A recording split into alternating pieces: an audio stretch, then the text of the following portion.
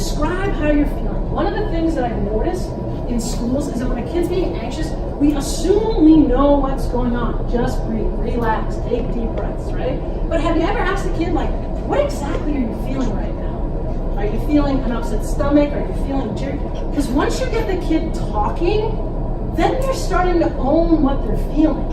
And that is when they can take back control, right? Because anxiety is a disease of control. You want to have control, you feel like you don't have it. That's the stuff that makes me anxious. It's the stuff I can't control. I want to have control, I can't. So you can empower that kid to start taking control. Tell me how you feel and listen.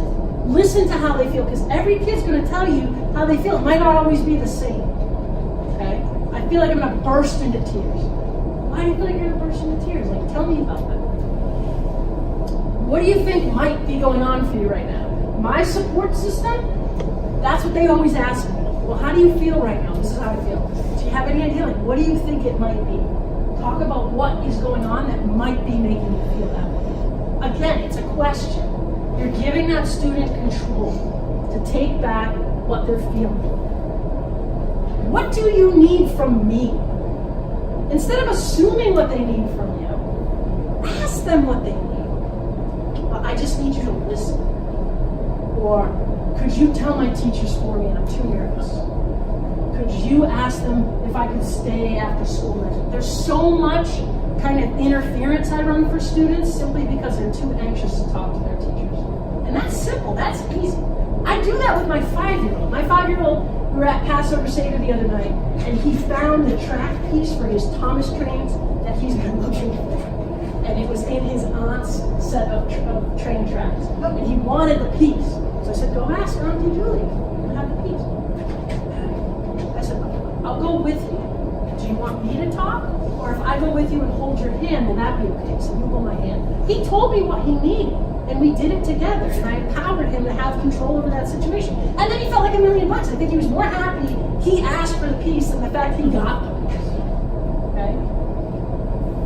Let's think about what we can do in the next 15 minutes to help you get through this. Anxiety is an issue with the inability to set small goals. You look at everything you have to do, and you don't know how you're ever going to get there. Everything is a marathon to you. Well, break it up into some short sprints. Okay? Have the student pare down, like, okay, let's talk about 15 minutes. Let's make a short to-do list. What can we do in 15 minutes? And then once we've done that, we can revisit where we're going to go next. Right? Again, that gives them some ownership. It gives them some control. And how about just saying you're there for them? How often do we say that to each other? Right?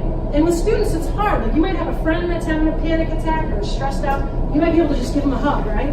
And that really makes a difference. But there's, some controversy with that. We're not supposed to touch things, but sometimes just being like, hey, I'm here for you. You can come here and you can talk to me. I want to listen. That makes them feel like they have an advocate. Because they don't feel like they have an advocate. All of these things normalize the anxiety for the student. They don't feel like they're all alone in it. And that's what you need to do. And what I want you to realize here is what the power of just asking questions is. We don't ask enough questions anymore. We just make so many assumptions. Life moves too quick. We're just like, oh, this person must be dealing with that. How do you know? Ask them. Notice that 60% of these are questions.